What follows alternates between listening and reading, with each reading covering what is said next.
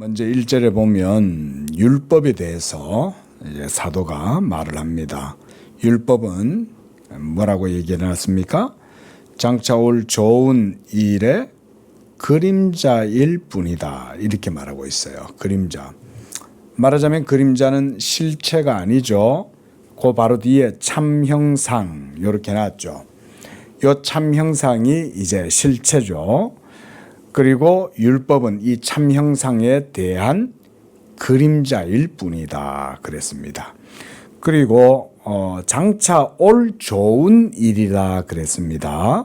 그러니까 율법과 장차 올 좋은 일, 요거 이제 대조가 되는 거죠. 장차 올 좋은 일은 뭡니까? 예수 그리스도의 복음이 장차 올 좋은 일이죠. 뭐 복음 그래도 예수님 그래도 돼요. 예수님 그분 자체가 진리고 말씀이고 이러니까 바로 그렇게 얘기해도 되죠. 그래도 됩니다. 자, 그래서 바로 율법은 복음의 그림자일 뿐이다. 이렇게 보면 되겠죠. 그렇죠? 그리고 참형상이 아니다. 참형상은 바로 복음이 참된 것이다.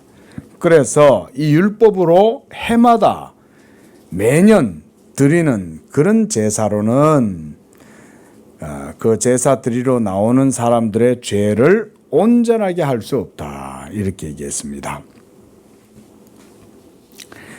자, 만약에 2절에 그렇지 않다면 제사 지내는 자들이 단번에 정결하게 되어 다시 죄를 깨닫는 일이 없으리니 이렇게 했죠.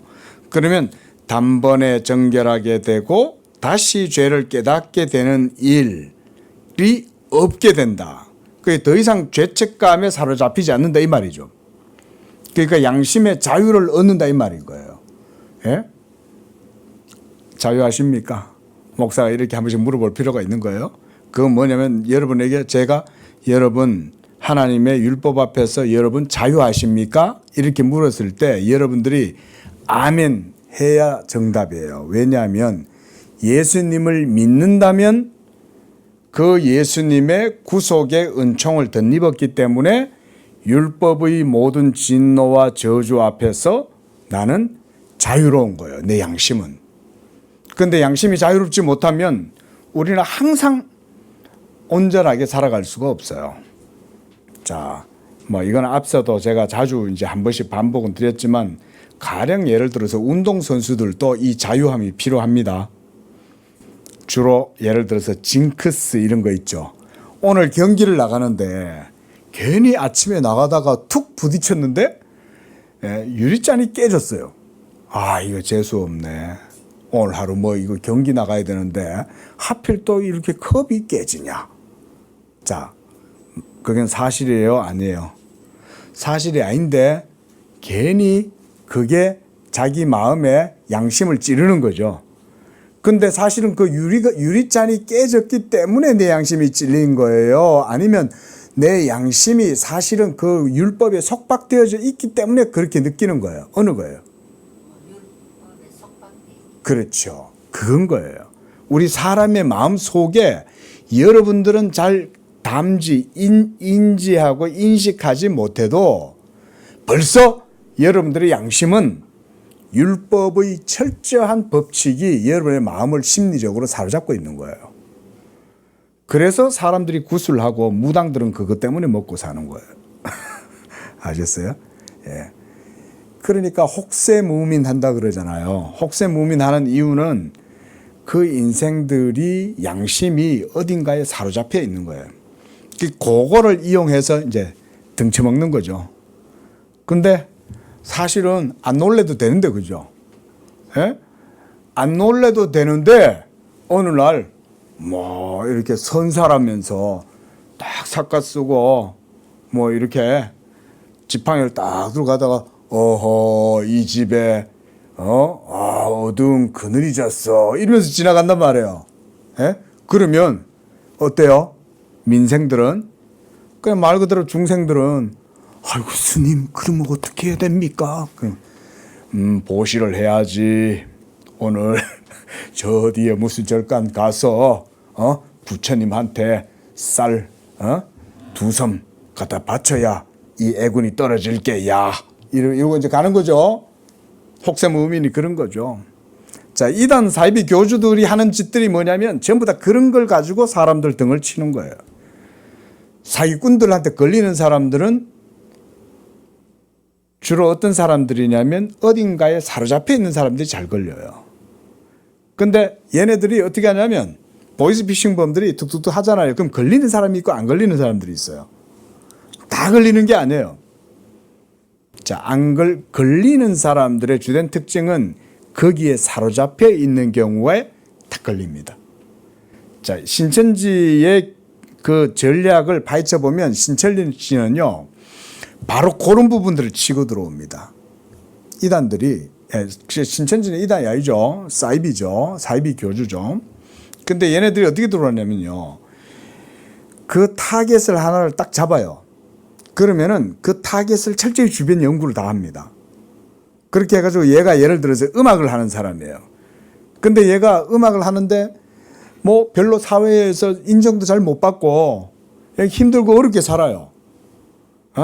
주변에 인맥도 별로 없고 막 이러니까 자존감도 낮고 상처도 많고 외롭고 쓸쓸한 거야. 누구도 자기를 알아주는 사람도 없고. 그런데 어느 날 어떤 사람을 자기가 도와준 거예요. 아주머니 괜찮으세요? 이러면서 그 아주머니를 도와줬더니 이 아주머니가 벌써 연극인 거예요. 이게 벌써. 일부러 그 앞에서 탁 넘으시는 거예요. 일부러 돈이 없는 척 하는 거야. 근데 이 착한 여학생이 그 아줌마한테 이제 돈을 주면서 도와주니까 이 아줌마가 학생 너무 착하다. 어떻게 학생 같은 사람이 다 있어? 이러니까 어때요? 벌써 마음이 이제 쓱 이게 마음에 이제 공기가 이렇게 쓱 풍선이 이제 부풀어 오르는 거죠. 그러니까 이 아줌마가 학생 내가 그냥 못 갈 것 같아. 다음에 우리 꼭 만나. 벌써 이 여자한테 벌써 이제 이 학생한테 벌써 다 밑밥을 깔아놓은 거예요.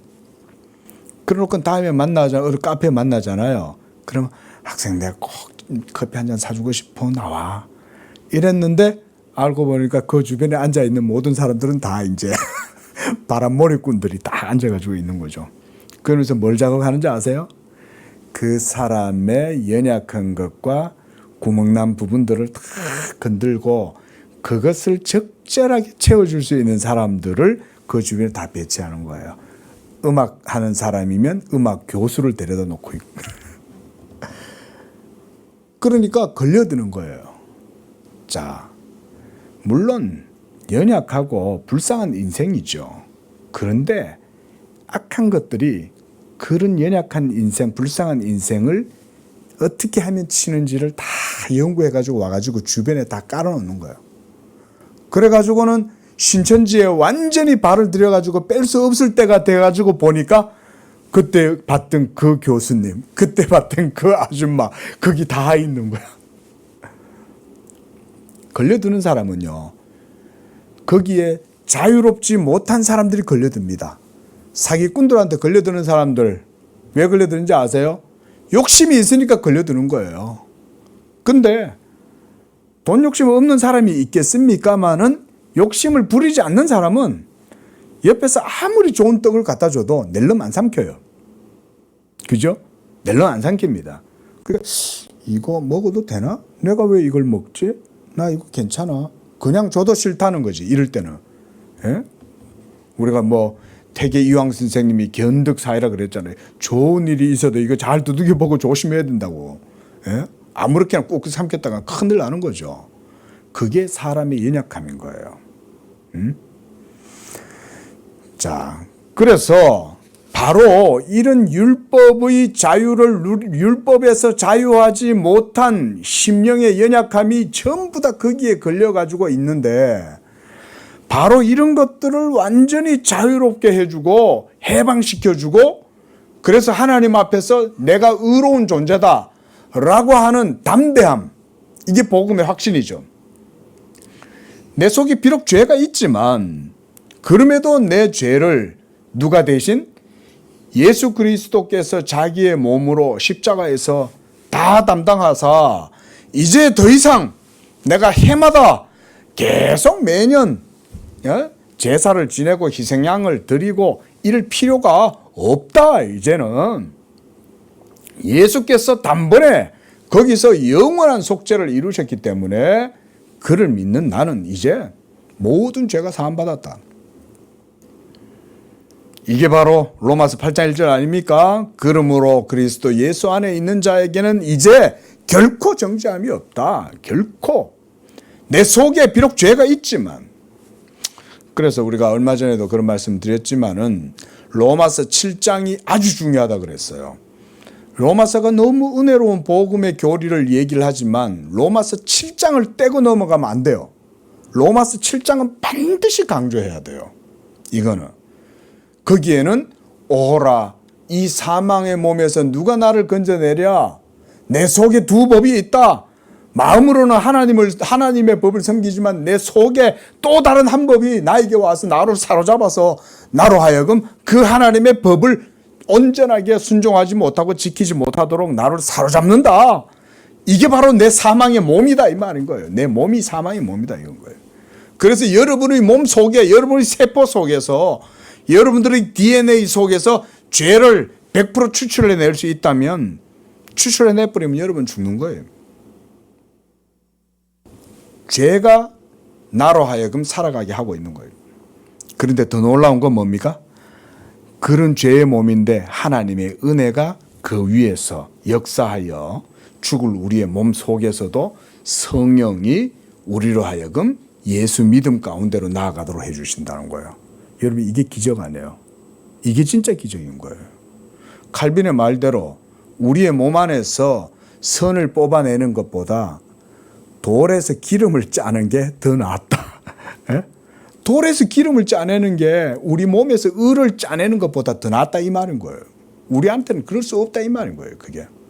근데 그런 우리가 예수님을 나의 주라고 고백하고 그 예수님을 믿고 하나님을 아버지라고 고백하고 또 하나님을 찬양하고 하나님의 선하심을 노래하고 그의 계명을 따라서 살아가려는 그런 의지가 우리 속에서 일어났다. 하나님을 사랑하는 마음이 우리 속에서 일어났다. 이거는 기적이죠. 생명의 역사가 아니고서는 불가능한 거예요. 그게 영적 생명의 기적인 거예요. 그게.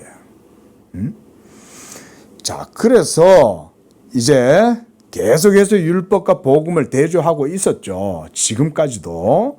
자, 그래서 2절에도 보면 그렇지 않으면 섬기는 자들이 단번에 정결하게 되어 다시 죄를 깨닫는 일이 없었을 것이니 어찌 제사 드리는 일을 그치지 아니하였겠느냐. 이 말은 구약의 율법의 제사가 매년 규례를 따라서 반복적으로 드려졌지만 그건 실체가 아니라 그림자일 뿐이었다. 이 말인 거죠. 모형이었다. 모형. 그러면 이제 실체인 그리스도의 그 성전이 완성되면 모델하우스는 폐기되겠죠. 그렇죠? 예? 모델하우스는 폐기되는 거예요. 자, 그래서 3절에 이 구약의 제사들은 해마다 죄를 기억하게 하는 것이 있다 그랬습니다. 그러니까 여러분, 제가 여러분들에게 복음을 말씀드릴 때 항상 강조하는 거는 여러분들 죄인입니다. 여러분들 지옥 가게 될 거예요. 이런 얘기를 하는 게 아니잖아요. 우리는 죄인이었지만 값 없이 하나님의 은혜로 예수를 믿음으로써 우리는 죄 사함을 받고 값 없이 하나님의 은혜로 천국 갑니다. 이걸 계속 이제 우리가 얘기하는 거 아닙니까? 그렇죠? 이게 복음이죠. 복음은 굿 뉴스거든요. 그러니까 굿 뉴스라는 말은 좋은 소식이라 이 말이거든요. 우리말로 하면. 근데 왜 좋은 소식인지 아세요? 여러분, 복음이라는 그 말이? 아, 그렇죠. 예, 좀 더 가까이, 아주 가까이, 정답에 가까이 갔어요. 그 값없이라는 말 속에 정답이 있어요. 사실은. 그러니까 내 힘으로는 할 수 없는데 값없이 하나님의 은혜로 내가 그것을 얻을 수 있고 누릴 수 있게 해줬기 때문에 그게 좋은 소식인 거예요. 좋다는 말은 그 말인 거예요. 그거 좋네. 왜냐면 내 힘으로는 절대 못하거든. 예? 그런데 하나님의 은혜로 값없이 구원을 주시니까 그래서 그걸 좋은 소식이다 그러는 거예요. 그런데 구약의 율법은 드릴 때마다 자기 죄를 생각하겠죠. 암소를, 황소를 드리고 염소를 드리고 계속 이 번제 제물을 드릴 때마다 내 죄를 생각할 수밖에 없지만 올해도 드리면 또 내년에 또 드려야 되겠네. 내년에 또 대속죄일이 되면 또 드려야 되겠네. 계속 그 생각하겠죠. 그죠? 그래서 4절에 왜냐하면 황소와 염소의 피가 능히 죄를 없이 하지 못하기 때문에 그런 거다. 예? 그러니까 또 드려야 되고 또 드려야 되고 이렇게 되지만 예수 그리스도께서 자기의 몸을 십자가에서 단번에 들이심으로써 그의 단번에 들이신 희생 제물이 영원한 속죄 제물로 되는 거예요. 그러니까 더 이상은 죄를 기억하지 않는 거예요. 왜냐하면 그리스도 예수를 믿으면 모든 죄가 다 사함 받으니까. 우리 그래서 예수 믿는 거죠. 이것 때문에 예수 믿는 거죠. 한마디로. 아니 예수를 믿는데 아이고 우리의 믿음은 또 얼마나 잘 흔들려요. 그죠? 오늘 나는 충만해. 오늘 기분이 되게 좋아. 영적으로 오늘 기분이 너무 좋아. 그래서 예수님 저는 예수님을 믿어요. 이러면서 막 이렇게 열심과 열정을 갖고 주님 섬기는 갔다가 우리는 한 며칠 지나면 또 어떻게 돼요? 며칠도 안 가. 그 다음날 아침 되면 어때요? 바람 빠진 풍선 되죠. 그러면 또 내 구원의 확신이 또 약해집니까? 그렇게 되면 안 되겠죠. 그죠? 예? 내가 감정이 충만하든 줄어들든 내 속에 예수 믿는 믿음이 있다면 그리스도께서 2000년 전에 십자가에서 자기의 몸을 하나님 앞에 영원한 제사 제물로 단번에 바쳤을 때 예수 믿는 내 죄도 그와 함께 십자가에서 객관적으로 다 소멸됐습니다. 할렐루야. 네? 우리가 이것 때문에 예수님 믿는 거죠. 2000년 전 십자가에서 예수님의 죽음에서 내 죄도 같이 죽임을 당한 거예요. 그래서 율법으로 말미암아 내 모든 죄도 나도 십자가에 못 박혀 죽임을 당하였나니. 사도 바울이 항상 이걸 강조했어요. 그러니까 우리가 그래서 예수 믿는 거예요. 자, 이제 5절부터는 그 단번에 영원한 속죄를 이루는 하나님의 방법, 이제 참 형상, 복음, 실체, 이제 그걸 얘기하는 거예요. 5절부터는. 자, 우리 5절 읽습니다. 시작.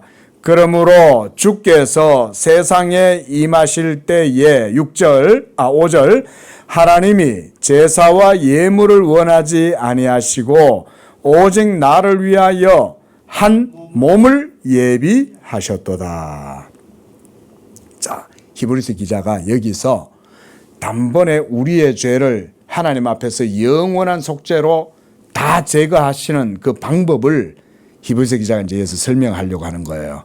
그게 뭐냐면 바로 예수 그리스도의 몸으로 그 모든 죄를 속하는 일을 이루셨다는 거예요. 그래서 시편에는 이것이 예언되어져 있다 그 얘기입니다.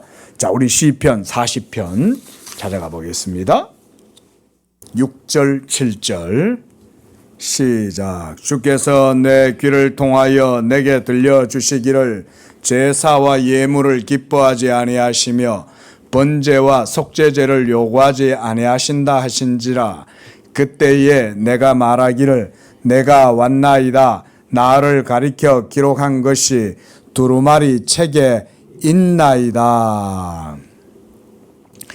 나를 가리켜 기록한 것이 두루마리 책에 있나이다 라고 한 것처럼 또한, 자, 우리가 이제 여기서 5절에서 한 몸을 예비하셨도다 그랬어요. 그러면 여기에서의 이제 방금 우리가 읽었던 40장 6절에 보면 제사와 예물을 기뻐하지 아니하고 번제와 속죄 제물을 요구하지 아니하신다. 이거를 하나님께서 시편 기자에게 깨닫게 해주신 거예요. 원래 하나님은 율법을 통해서 제사 제물 받기를 좋아하시잖아요. 그죠? 그런데 시편 기자가 하나님께로부터 그 소리를 들은 거예요. 더 이상 제사 제물과 그리고 예물, 번제와 속죄제 이런 것들을 내가 안 기뻐한다. 그러면 어떻게 해요? 그죠? 하나님의 율법의 진노와 저주와 형벌 앞에서 우리가 죄사함을 받아야 되는데, 아니 하나님이 번제와 예물과 속죄제와 이런 것들을 안 받으신다고요? 그럼 하나님이 뭔가 다른 방법이 있다 이 말인 거죠. 그 다른 방법이 뭐냐? 바로 7절에서 그때에 내가 말하기를 내가 왔나이다. 나를 가리켜 기록한 것이 두루마리 책에 있나이다 라고 하면서 그 두루마리 책에 누구에 대해서 얘기한다는 거예요? 예수님에 대해서 얘기했다 이 말인 거예요. 그래서 7절에 이번에는 7절 보겠습니다. 그래서 7절에 뭐라 그랬습니까? 자, 이번에는 이사야서 1장 11절 말씀 한번 보시기 바랍니다. 하나님께서 선지자에게 이렇게 말씀하죠. 너희는 무수한 재물이 내게 무엇이 유익하뇨? 나는 순양과 번제와 살찐 짐승의 기름에 배불렀고 나는 수송아지나 어린 양이나 순염소의 피를 기뻐하지 아니하고 이렇게 말씀하죠.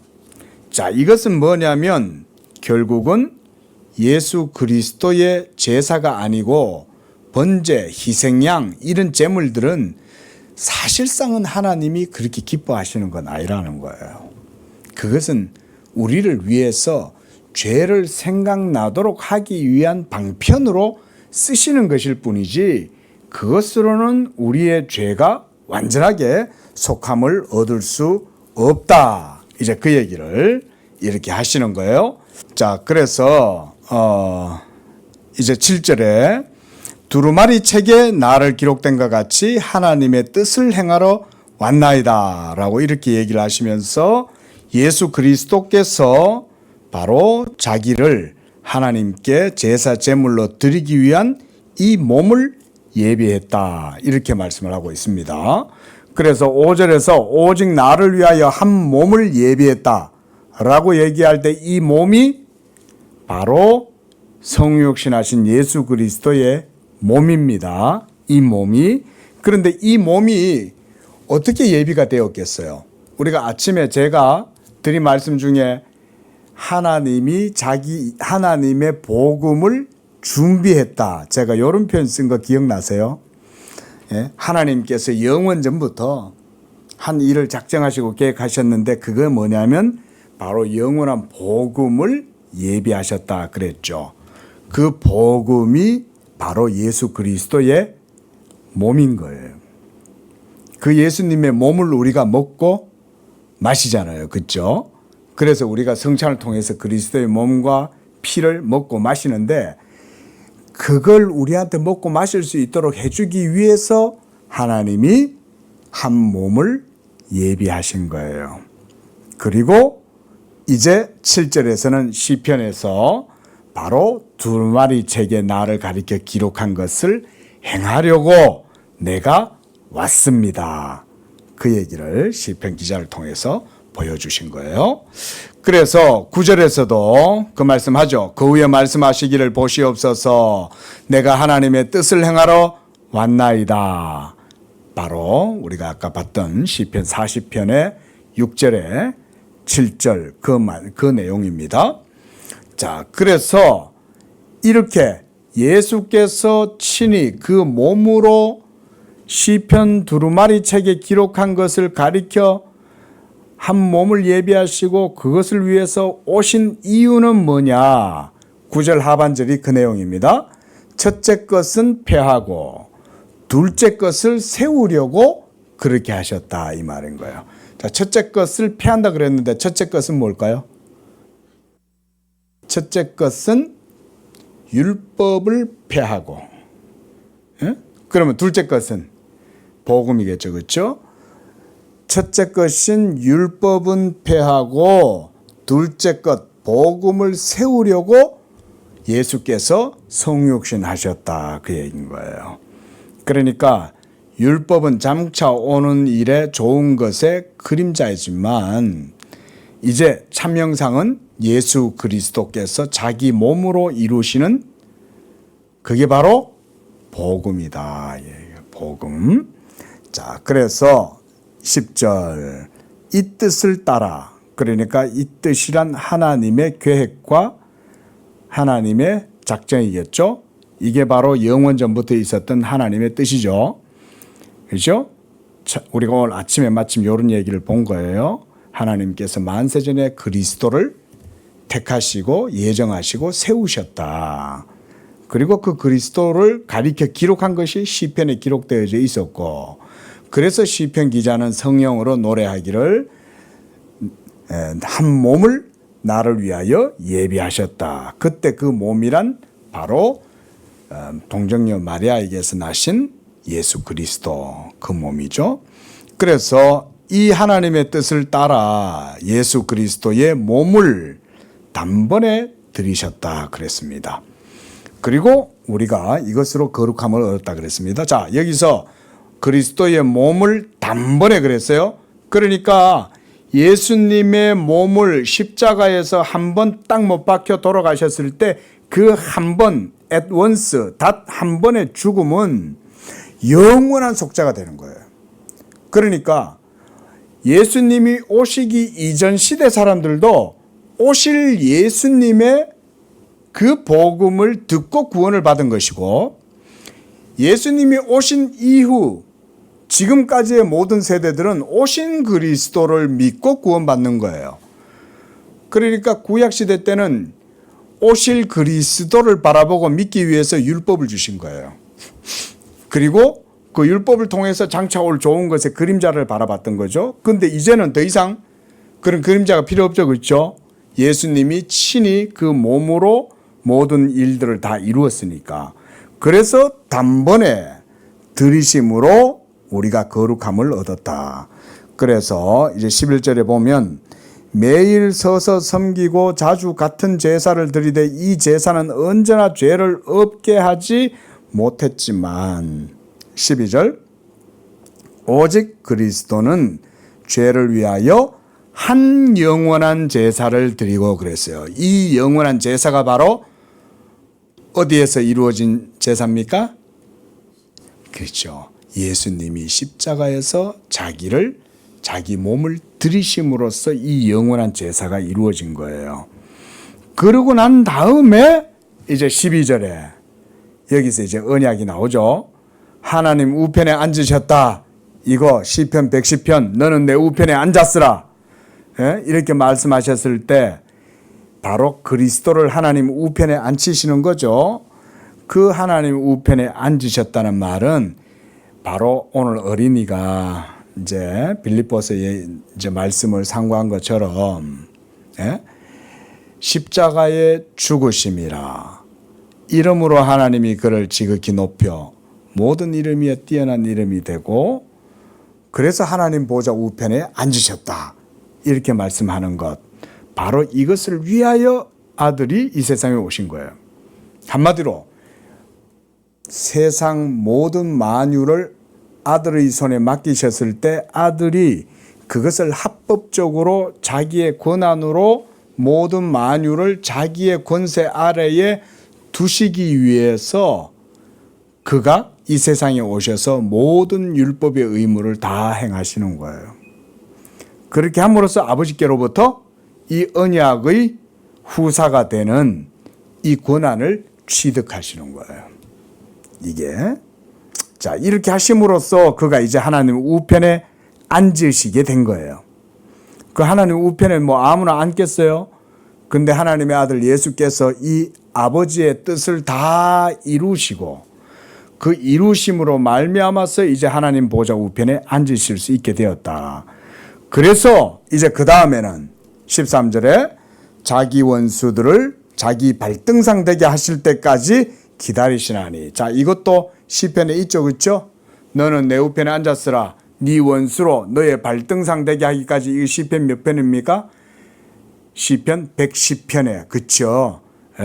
영원한 멜기세덱의 반차를 따라 이제 영원한 제사장이다라고 하시면서 또한 시편 2편에서도 네 발등상 되게 할 것이다.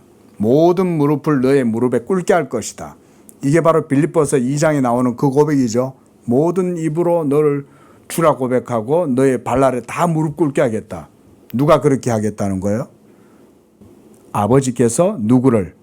아들을 그렇게 하시겠다 이거예요. 이게 영원전에 아버지와 아들 사이에 있었던 바로 그 언약이었다. 우리가 오늘 그런 걸 본 거예요. 자, 이런 내용들이 전부 다 언약입니다. 그래서 14절에 이제 예수 믿고 거룩하게 된 자들을 이제는 한 번의 제사로 영원하게 온전하게 했어요. 믿습니까? 그러니까 또 이렇게 사탄이 와가지고 여러분들 막 들쑤시면서 야, 너 그 모양으로 해가지고 네가 그래가 뭐 하나님 백성이라고 네가 뭐 그래가지고 예수 믿는다고 천국 가겠다고 야 웃기는 소리 하지 마라 이러고 사탄이 와가지고 여러분들을 막 율법의 꼬챙이를 갖고 여러분들을 막 찌르는 거예요. 여러분 사탄이 그걸 뭐라고 그래요? 참소한다 그러죠, 그죠? 사탄이 그냥 안 있어요, 여러분. 사탄이 이 목사도 와가지고 들쑤셔요. 야, 네 영혼이 뭐 천국 들어간다고 네 꼬라지로 어떻게 천국 가냐? 자, 여러분 이렇게 여러분이 마귀가 여러분한테 와가지고 막 율법의 꼬챙이를 가지고 여러분 찌르면 여러분 어떻게 하셔야 돼요? 응? 나의 영혼 싸울 때 나의 영혼 싸울 때 주 예수 대장 되시니 나를 인도하소서. 내 영혼이 하나님의 율법 앞에서 그 율법의 진노와 저주가 나를 막 찌를 때 마귀가 여러분들을 막 찌르는 거예요. 이거는 여러분들이 삶 속에도 마찬가지입니다. 예수를 믿고 그리스도의 복음 안에 거하려고 애를 쓰면 사탄이 그냥 안 놔둬요. 예? 복음 안에 살려고 노력 안 하고 기도도 안 하면 사탄은 그냥 내버려 놔둬요. 괜히 안 건드려. 얘는 괜히 건들면 복음만 더 믿게 되니까 가만 냅둬. 근데 기도하고 예수 믿으려고 하고 경건하게 살려고 하면 사탄이 그때부터는 그냥 안 있어요. 저게 그냥 가만히 잠이나 쳐자지 왜 일어나가지고 생야단이야? 이러면서 그때부터 마귀가 그냥 안 놔둬요, 여러분. 마귀는요, 여러분이 예수님의 은혜를 누리고 하나님의 사랑을 받고 그러고 있는 걸 너무너무 싫어하는 거예요. 그러니까 주변에서 막 별의별 대적들을 다 일으켜요. 평상시에는 아무 문제도 없던 사람들이 어느 날 일어나가지고 시비 걸고 막 그래요. 그래서 오죽했으면 다윗이 여호와여 나의 대적이 어찌 그리 많은지요. 다윗이 성령이 충만해서 하나님의 영으로 들여다보니까 주변에 다윗의 대적들이 가득한 거야. 여러분 꼭 기억하세요.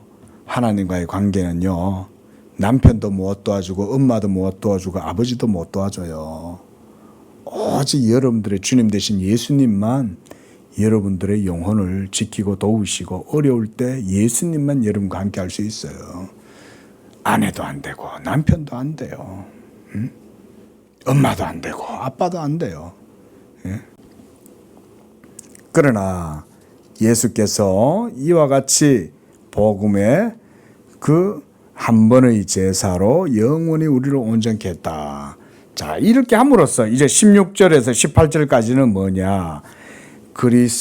그리스도의 몸으로 말미암아 하나님과 우리 사이의 언약이 견고하게 세워졌다 이 말인 거예요. 견고하게. 이게 이제 오늘 본문에서는 제일 중요하겠죠. 그래서 그날 후로 그들과 맺을 언약은 이것이다. 그날이란 예수님이 자기 몸으로 십자가에서 죽으셔서 이 구속사역을 완전히 다 행하셨을 때 그때부터는 이 말이에요. 그때부터는 그들과 이제 내가 새로운 언약으로 그들과 관계할 것이다. 곧 내 법을 그들의 마음에 두고 그들의 생각에 내 계명을 기록하리라. 이게 이제 유괴 신비죠. 사도 바울이 말하는 유괴 신비. 자, 제가요 오늘 우리가 읽었던 이런 본문들의 내용들을 보면 이게 사도 바울의 사상과 정확하게 일치해요. 물론 이게 성경 전체의 사상과도 일치하지만 이런 거 빌립보서에 이름으로 하나님이 그를 지극히 높여 하나님 보좌 우편에 앉히셨다. 이런 모든 사상들은 사실 이 사도 바울의 복음에 대한 깊은 이 언약론적인 해석 이게 다 동일하거든요. 여기서도 마찬가지잖아요. 그날 후에 내가 그들과 맺은 언약은 이것이다. 내 법을 그들의 마음에 두고 그들의 생각을 기록하리라. 그리고 그들의 죄와 그들의 불법을 다시 기억하지 않는다 그랬죠. 하나님이 여러분의 죄를 다시 기억하지 않는다 이 말인 거예요. 얼마나 좋습니까? 안 그래요? 저는 이게 제일 좋은데 얼마나 좋아요. 내가 소시적부터 지은 모든 악하고 추한 죄, 그런데 예수님이 그걸 십자가에서 다 도말했다. 더 이상 누구도 그 죄를 나를 향하여 공격하거나 나를 향하여 참소할 수 없다. 심지어 마귀조차도 나를 공격할 수 있는 근거가 없다. 그때 여러분 이렇게 고백하시면 돼요. 마귀가 어느 날 여러분들의 마음에 쓱 비집고 들어옵니다. 조용한 봄날 아니면 가을 바람을 딱 만끽하고 있는데 어디선가부터 마귀가 여러분들의 마음 속으로 싹 들어와서는 여러분 속에서 생각을 일으키는 거예요. 야, 너 구원받았어. 너 아직도 죄 있잖아. 너 그 죄 어떡할 거야? 너 구원받은 거 맞아? 구원파가 주로 그런 식으로 하죠. 그죠? 너 죄 어떻게 했어? 네 죄 있잖아. 너 죄 없어? 이걸 고백해요. 그럼 어떡할 거예요? 나는 이제 그리스도와 함께 십자가에 못 박혔고 예수께서 거기서 내 모든 죄를 지고 죽으셨으므로 네가 뭔데 와가지고 내 죄 들쳐가지고 야단이야. 이렇게 딱 한마디 쏴붙이면 에이 잘 먹고 잘 살아라 이러고 마귀가 갚버리는 거예요. 마귀가요 정말 찾아와요. 여러분 그거 아셔야 됩니다. 기도하겠습니다.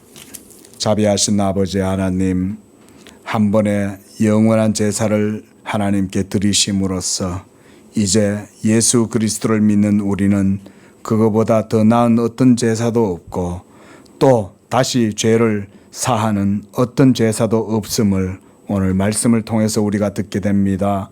하나님, 우리 성도들이 이와 같이 내 모든 옛 자아가 이전에 예수 그리스도의 그 십자가에 함께 못 박혀 죽었고 이제는 내가 그리스도와 함께 다시 살리심을 받아서 새 생명이 내 안에 있고 이제는 더 이상 죄를 묻는 그 어떤 것도 우리에게 주어지지 않는다는 사실을 믿게 하시고 그 가운데에서 우리 성도들이 복음의 자유함과 담대함과 이 복음의 평안과 위로와 안식을 누리면서 그리스도 안에서 하나님께 영광을 돌리는 그런 복된 삶이 되도록 축복하여 주옵소서.